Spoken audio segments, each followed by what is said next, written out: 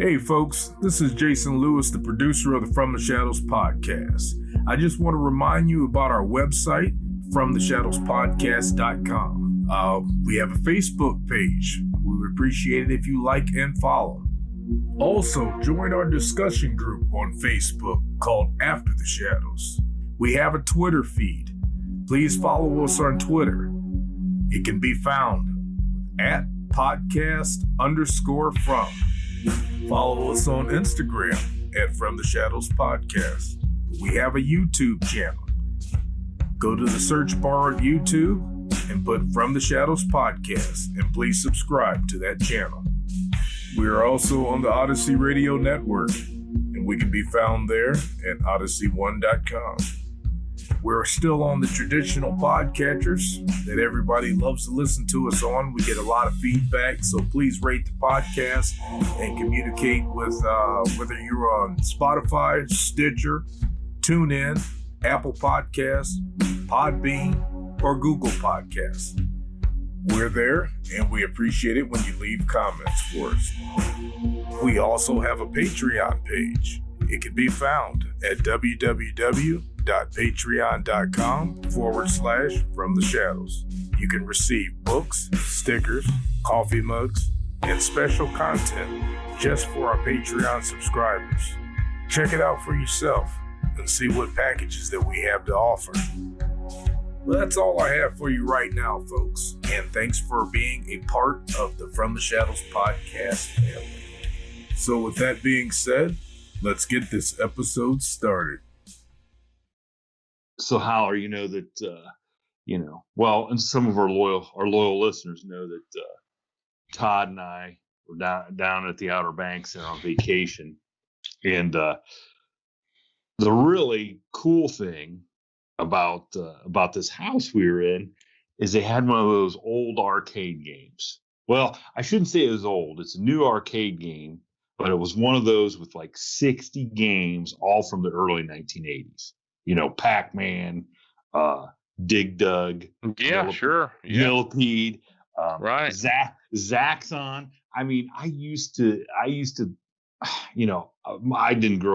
have very much money. You know, if I got sent with $5 and quarters to an arcade, that was like $1 million. What's a dollar?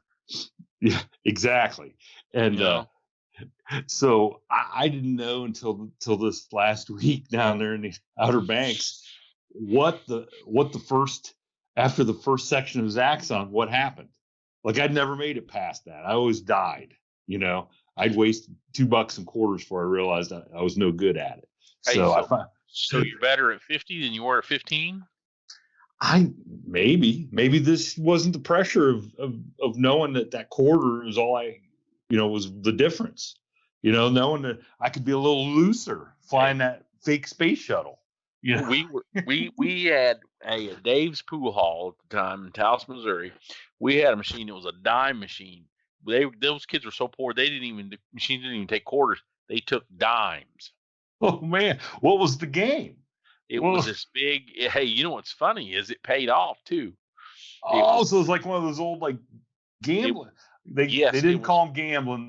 Whatever it was the little sign said for amusement only or something. Now, not to get off topic. Let me finish. So it had a big board full of numbers and pinballs, and depending on almost like bingo. So you would get 5 balls for a dime, and if you connected, like 3-4 numbers in a row, or 10, 20, 30 or something, there's combinations that got you points, and then it depending on how your score is, you got longer play, and once you got over X amount of dollars, it paid off. And I don't remember what it paid. It was something like back in them days, if you got $20 from a machine to pay off, you made something. You know what I mean? Those were the machines that they used to set up where you could win a cigarette or you won a pack of gum or something like that. Right. But but unfortunately, but really, and I didn't realize it until later in life, when I got to be a state trooper, and I realized that they had a whole division called gaming that did the Cherry Masters and all these games that they always had this little paper sign that said amusement only, and I used to think, man, what else would it be? Well, it was because if you were local, if you were a local guy and they knew who you were, the bartender would pay you off depending on how much you want. I mean, you know how it works. Yeah, and gambling. Now, apparently now, the state's got some kind of loophole for them all to do it now, and they just tax them. So every station you go into up here's got some kind of a machine that pays off. So yeah, speaking of pinball wizards, I was going to talk about Bruce, and Bruce was a pinball wizard, and I don't really understand how he, there's a saying that says, in the land of the blind, the one-eyed man is king, right? Exactly. Yeah. So, yeah, exactly. Yeah. So, if you're like me, I stayed on the farm all the time. You know what I mean? Unless I got a ride to town or something and got dropped off at my grandma's or something, I was stuck out on the farm, So I didn't have gravel road, 3 channels of TV. That's how I grew up. I lived so far away from everybody. I mean, no air conditioning. I mean, so when I'd get to town or get together with Bruce, I mean, Bruce was worldly. Like, he'd been to town 20 times. His grandma lived in town like mine, but he got to actually do stuff.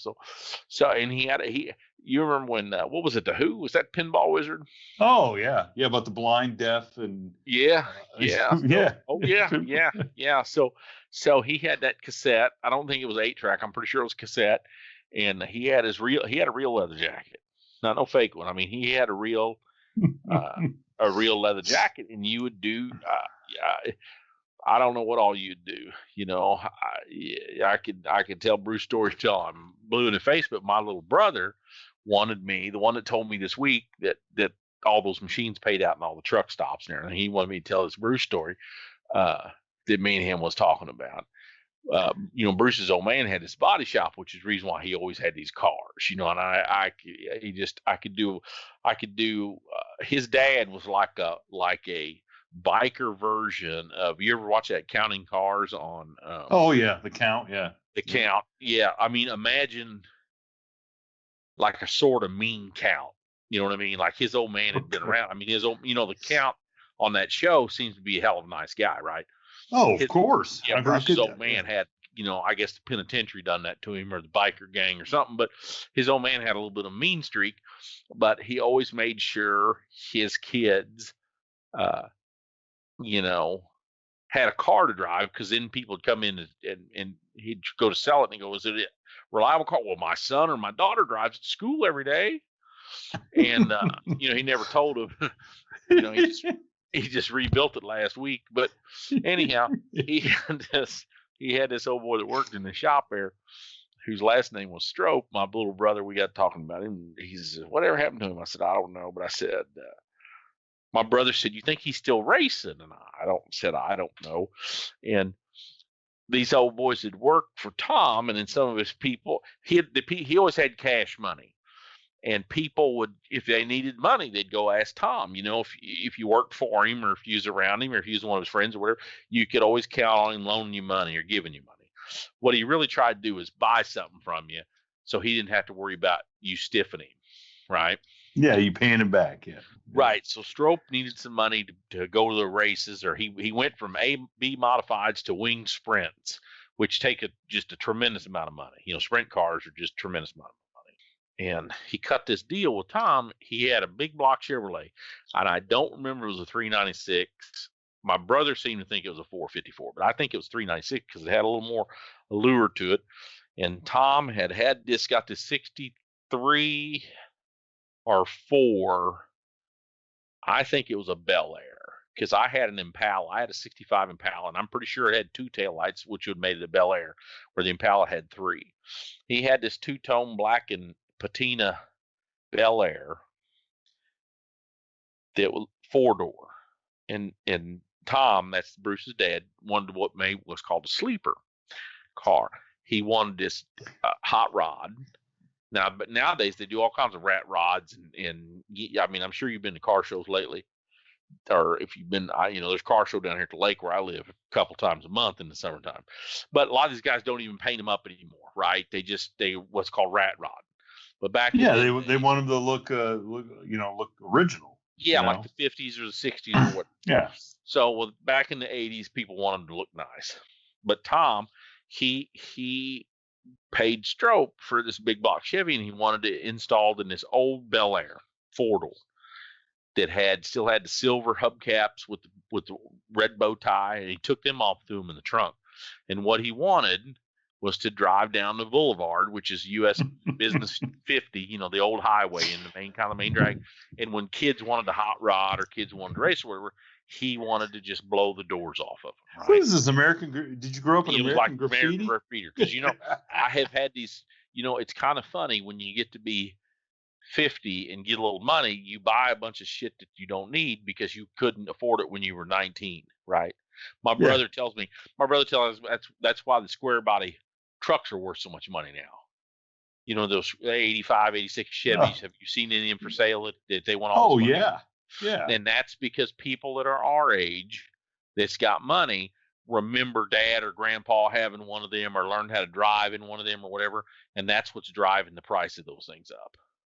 Kind of like it's our 57 Chevy, right? Remember when you're in high school and everybody wants 57 Chevy? Because that's when you're old man, your parents or whatever.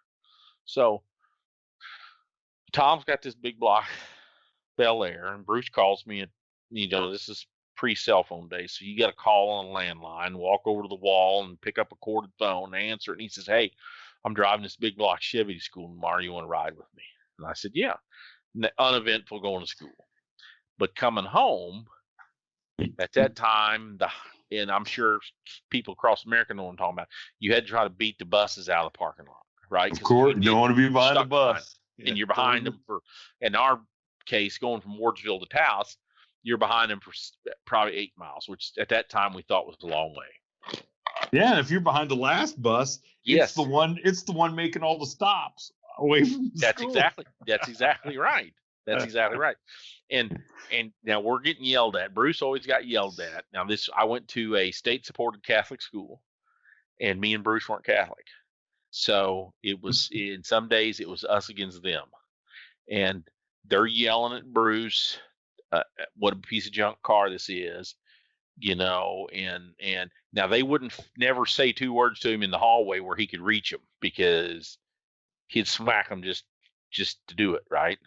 Well, the leather jacket, you just automatically make me think he's the Fonz. He's the Fonz of where you grew up. Let me tell you something. He would have, not only did he have a leather jacket, he had a chain on his wallet since he was in the 5th or 6th grade, and the big silver ring on the side of his boot. And this is more story than I meant to tell, but I'm just going to tell it because there might be some 1%ers in the audience. I don't know. His uncle, his dad's brother, big brother, was a no kidding biker with the Galloping Goose. You probably never heard of the Galloping Goose, have you? I think I've heard you mention the Galloping. Well, I mean, it's a sister club to the Hell's Angels. This Bruce's uncle was a no kidding biker. I mean, tough guy. Mm-hmm. And ultimately he met his demise down here on, I think, Highway D. I'd have to show you over in Marys County, where an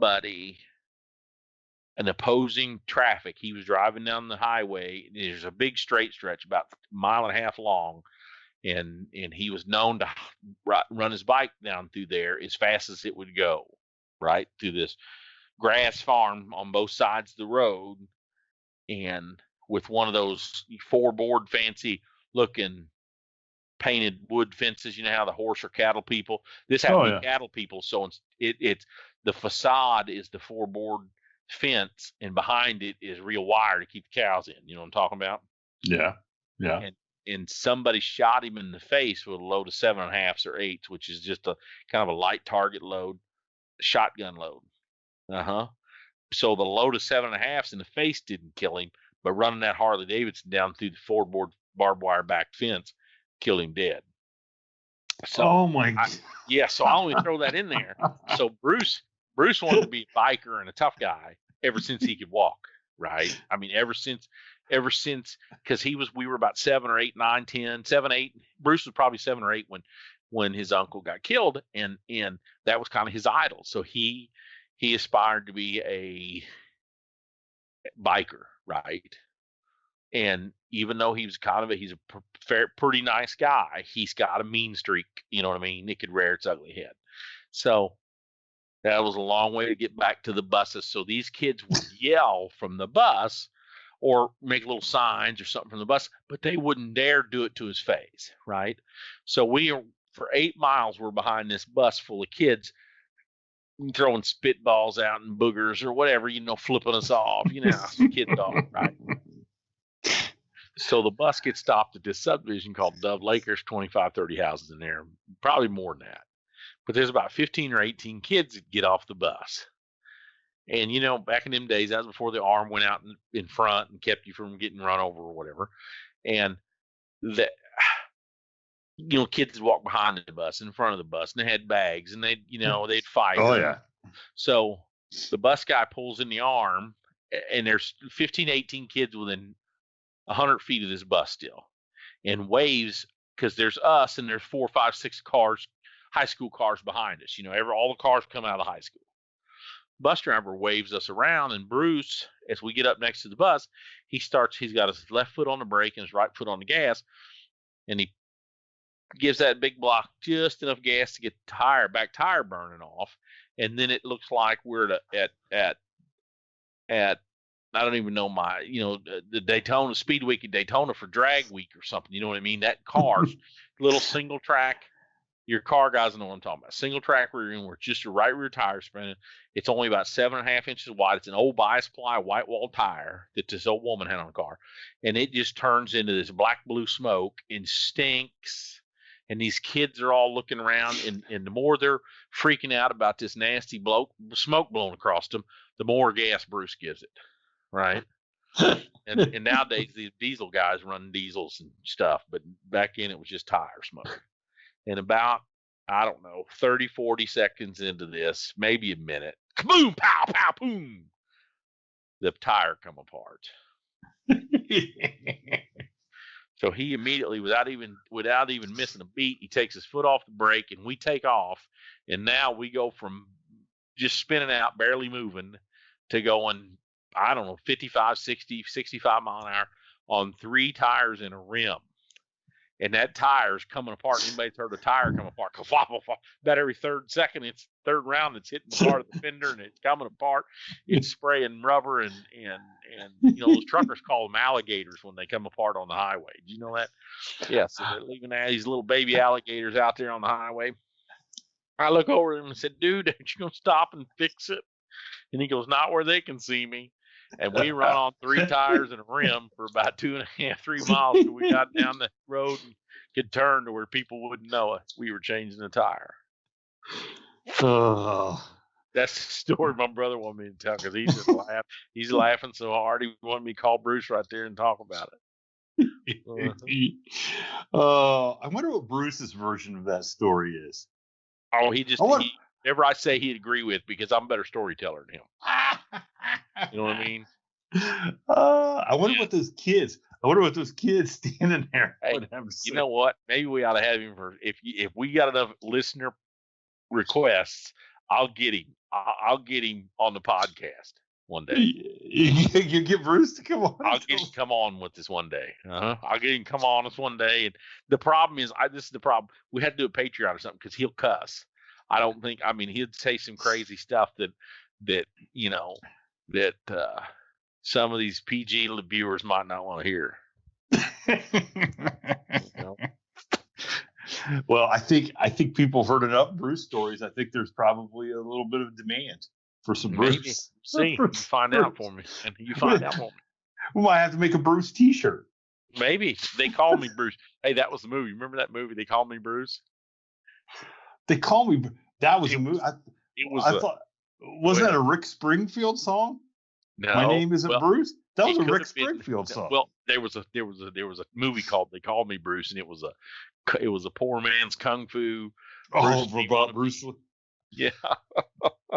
Okay. I was thinking of the Rick Springfield song where he's telling the lady, "Don't call me. My name's not Bruce." Or the person thinks he's Bruce Springsteen, not Rick Springfield. Really? I didn't know that. Well, hey, I'm a big Rick Springfield guy. Well, You hey, know. nothing like Jesse's girl, is there? That's right, baby. That's right. Yeah. Yay. Next week I'll talk about what they did to that big block when the car fell apart. Because there's a big block part 2. There's a big block part 2. Well, then I guess that's where we'll end it. We'll leave everybody guessing. That's right. Keep them wanting more. I think that's what the old Blue Eyes used to say, right? When Sinatra always said, "Leave them for more," or is that Jackie Gleason? One or the other. I thought that was George Costanza. In the one of the same. One and the same. Thank you for tuning in to this week's episode of the From the Shadows podcast. Until next time, never shy away from the darkness or what may be lurking in the shadows. We are out.